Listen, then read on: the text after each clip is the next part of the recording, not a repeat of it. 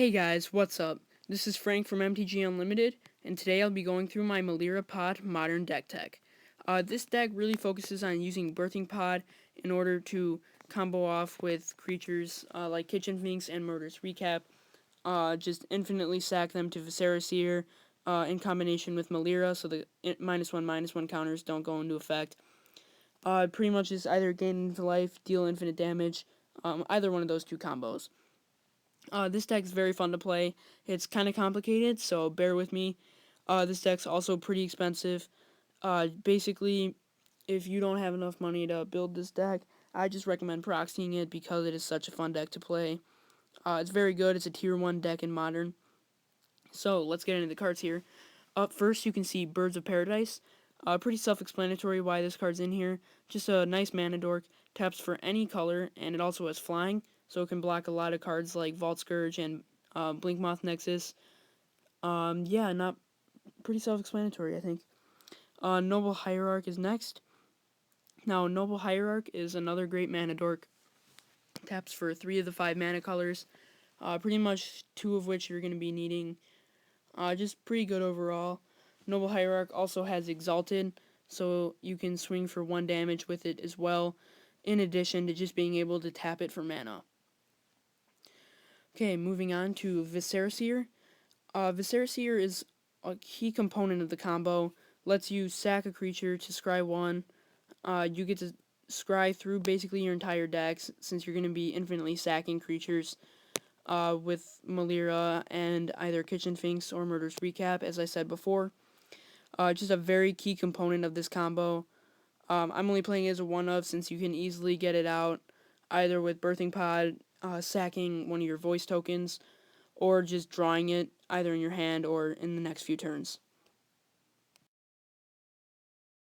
Next up is Wall of Roots. Wall of Roots is a 2-drop 0/5. Pretty much blocks everything for a long time.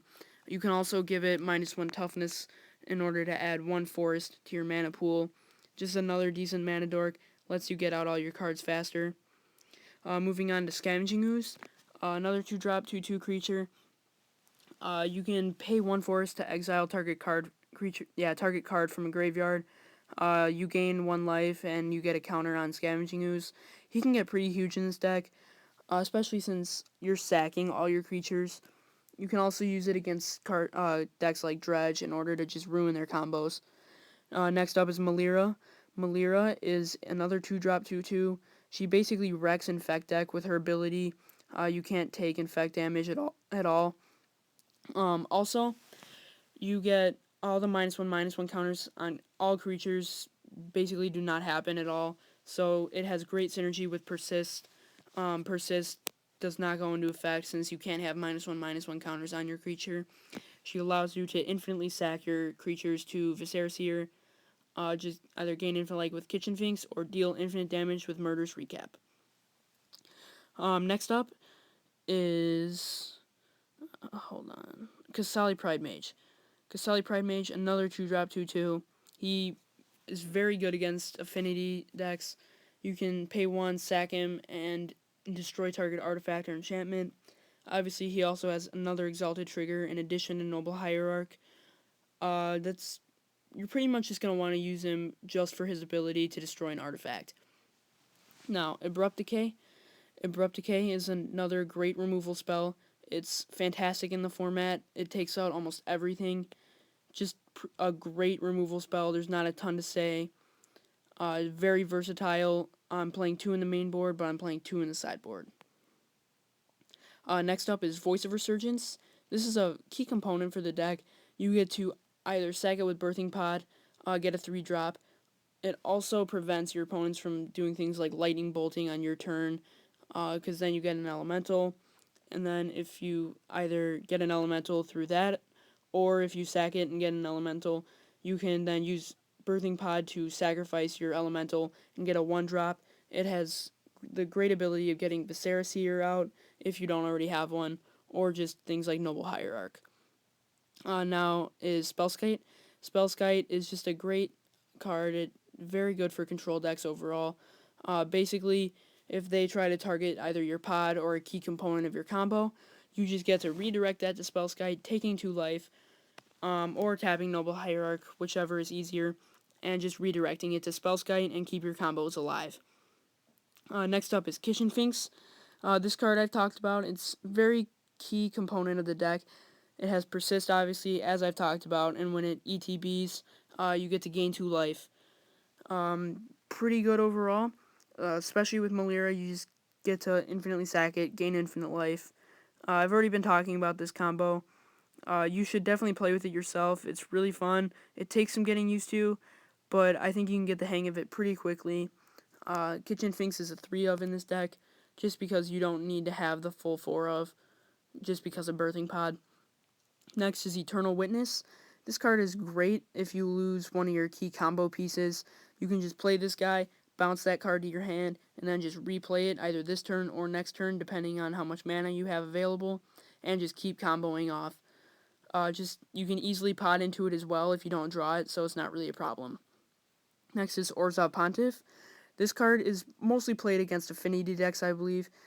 You can just have him enter the battlefield, give all your opponent's creatures -1/-1. That pretty much wrecks affinity decks, takes out a lot of things, like Arcbound Ravager, Blinkmoth Nexus, just things like that. He also has the Haunt ability, so you can just return that ability as well. Next is Spike Feeder. Spike Feeder is mainly used for his first ability, just to transfer counters to creatures with Persist. In case you don't have Melira out, you can just use him and then gain life if you need to, or just deal damage to something if you need to as well. His second ability is also pretty good. You can just gain life on its own. Next is another card that that the deck gets its namesake from, Birthing Pod. Fantastic card overall. You can play it as early as turn 2. Just fantastic. You get to pay 1 or 2 mana, sack a creature, get a creature with that mana cost +1 from your deck, put it out into play. Just lets you cycle through your creatures, set up your combos, as I said before. It's a very key component to the deck. Lets you tutor up the creatures that you need in order to win. Next is Entomber Exarch. I mostly played this card for the ability of returning things from your graveyard to your hand. It's another alternative to Eternal Witness.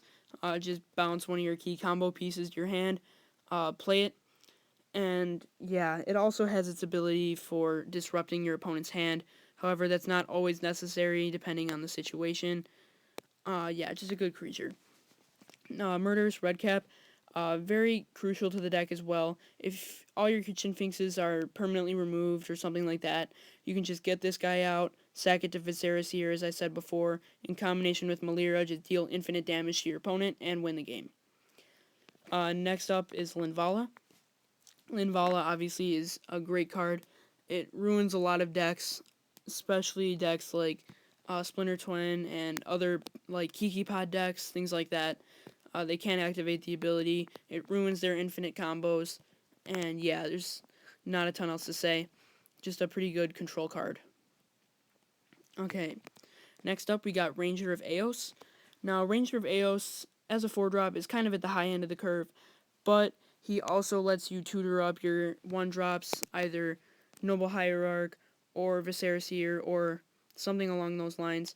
Really helps you complete your combo if you don't already have it out. Not a ton else to say about him. Shriekmaw, just as obviously as you can tell, just a good removal card. Destroys a creature depending on the situation. Obviously, it's not good against affinity decks or black decks, but yeah, it's still a pretty good card overall. I'm just playing it as a 1 of just because of that fact that it's not super good against affinity. Next is Revealarch. Revealarch has a pretty good ability overall. I really like it. I think it's great as a 1 of just because you can easily tutor it up as all the other cards in this deck with Pod. Pretty much just have it for its ability. So next we got moving on to Archangel of Thune.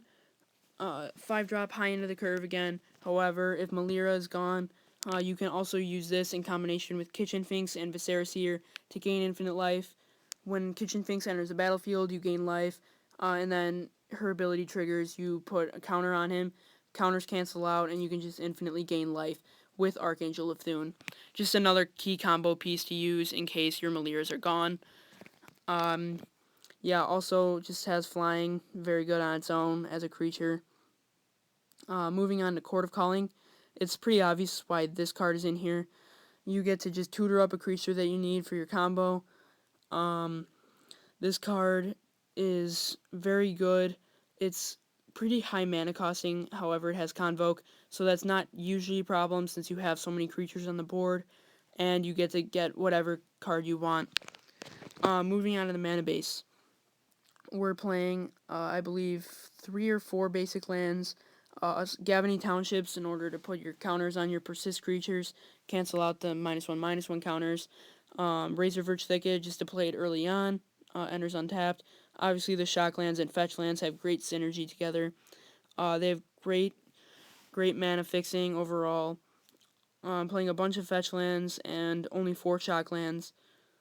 So thanks for watching. If you guys could please like or subscribe to my channel, that would be great.